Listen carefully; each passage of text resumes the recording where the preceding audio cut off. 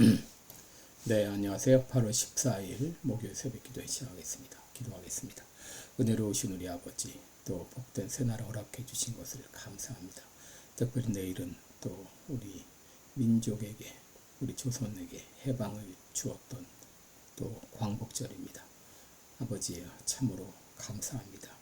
스스로 아버지 벗어날 수 없었던 족쇄에서 벗어나게 하시고 해방과 자유를 주신 주님 앞에 감사를 드립니다. 하나님 아버지, 오늘 하루의 삶도 주님 앞에 영광 누리는 귀한 하루가 되게 하여 주옵시고, 세계 만방에서 복음을 전하는 모든 선교사님들 일일이 기억하시며 능력의 장중에 붙잡아 주시사 아버지, 그들을 통하여 수많은 역사들이 나타나게 하여 주옵소서. 연약한 성도들 긍휼을 베풀어 주옵소서. 각종 질환으로 어려움을 겪고 있습니다. 하나님 아버지, 주여 긍휼을 베풀어 주옵소서. 주의 능력의 손으로 어루만져 주시사 깨끗이 나음을 얻게 하여 주옵소서. 하나님 아버지, 또 시카고 빌라델비아 교회에 하나님의 놀라운 은혜와 역사가 나타나게 하여 주옵소서. 생각지 못하고 아버지 알지 못했던 크고 비밀한 일을 보여주시기를 원합니다. 하나님 아버지, 한국과 미국의 상황이 여러 가지로 어려운 가운데 있는데 긍휼을 베풀어 주시고 공의의 역사가 나타나게 하시고 불의의 세력들이 사라지게 하여 주옵소서. 오늘 한날도 주님 앞에 의탁하며 예수님의 이름으로 기도드립니다. 아멘. 네, 찬송가 414장입니다. 이 세상은 불안하나 414장, 예전 찬송가는 475장입니다.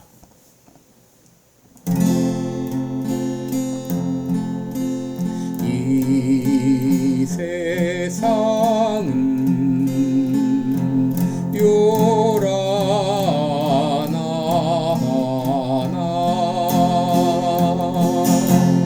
내 마음은 변하나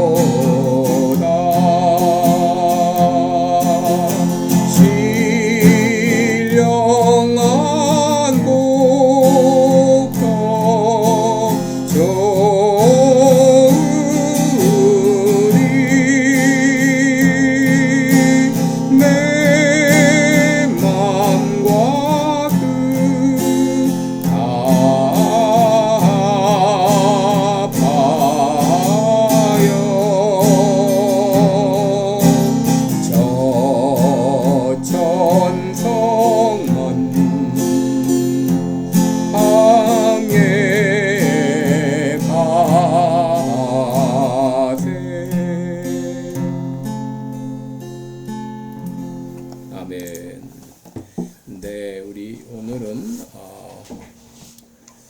출애굽기 22장 21절부터 보겠습니다.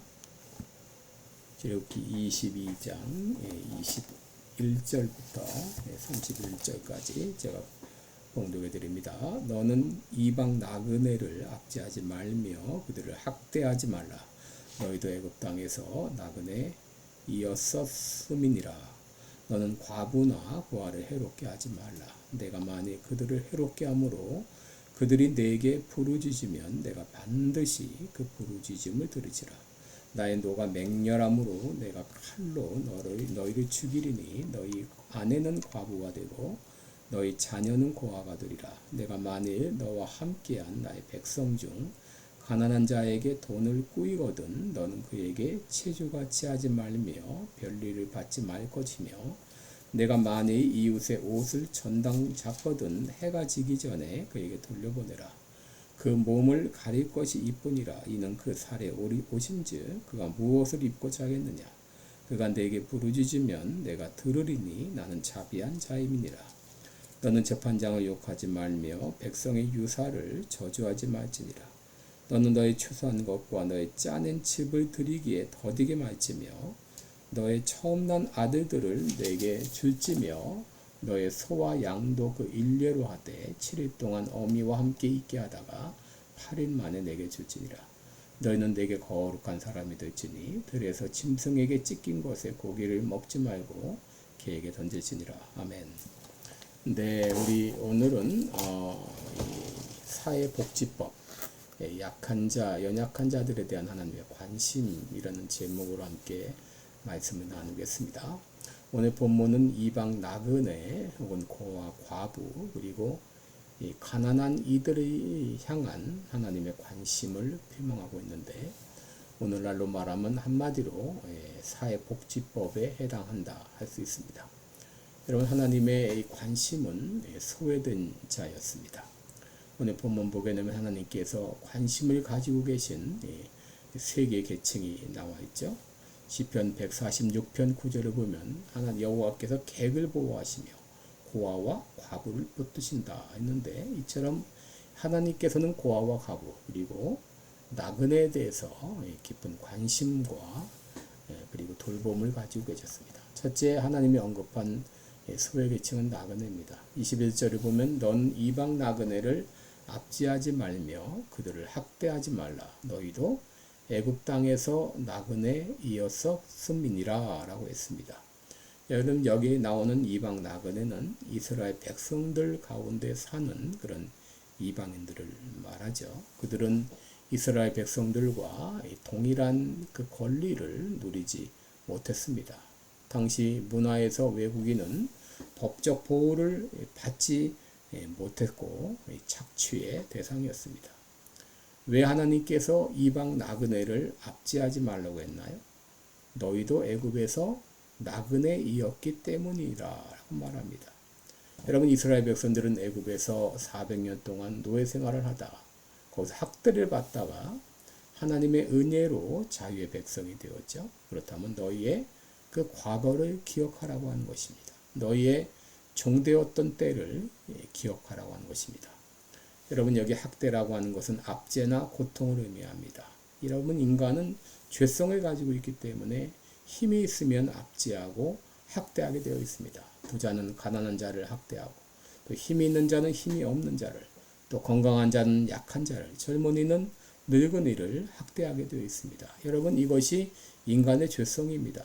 그러나 너희는 그렇게 살지 말라고 하는 것입니다. 이방 나그네를 압제하거나 학대하지 말라라고 말하고 있습니다.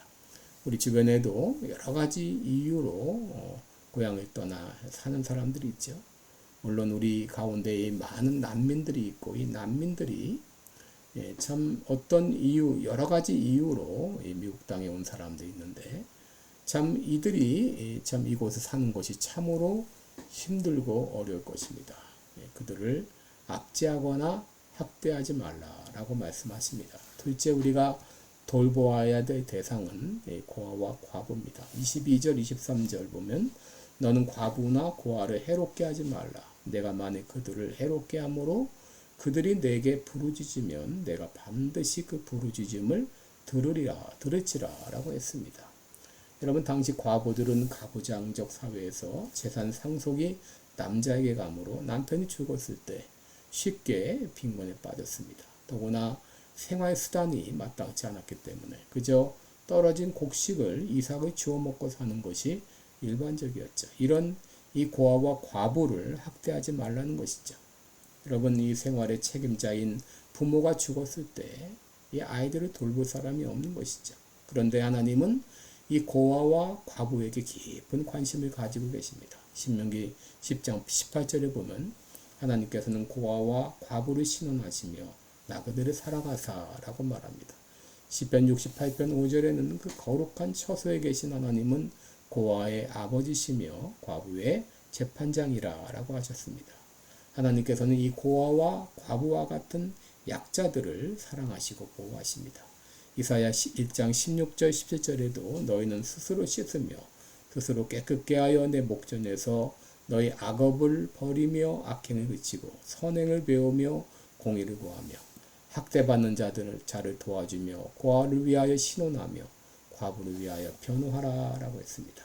야고보서 1장 27절에는 하나님 아버지 앞에서 정결하고 더러움이 없는 경건은 곧 고아와 과부를 그 환난 중에 돌아오고 또 자기를 지켜 세속에 물들지 아니하는 이것이니라 라고 했는데 23절 말씀 보면 그들이 내게 부르짖으면 내가 반드시 그 부르짖음을 들으리라 라고 했습니다. 여러분, 고아와 이 과부는 누구에게도 도움이 청할 대상이 없기 때문에 그들이 하나님께 부르짖을 때 하나님은 반드시 응답하신다는 것입니다.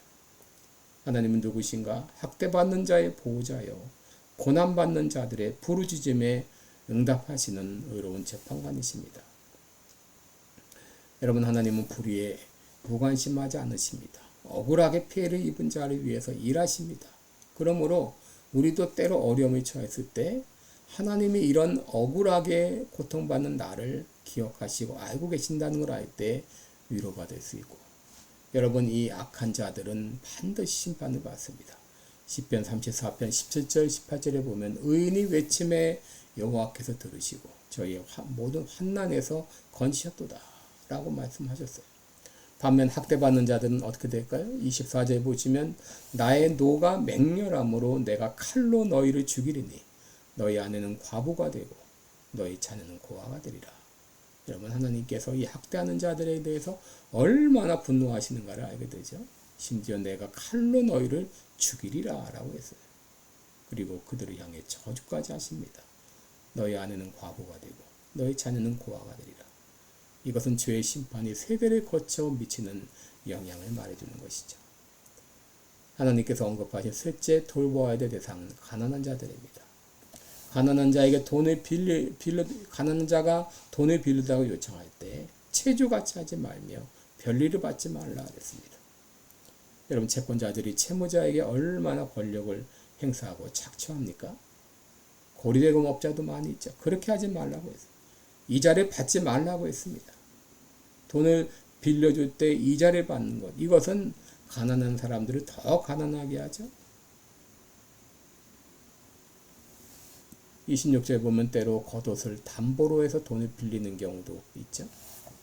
이 겉옷이라고 하는 것은 단순한 옷이 아니라 이불로도 사용되는 그런 옷이었습니다.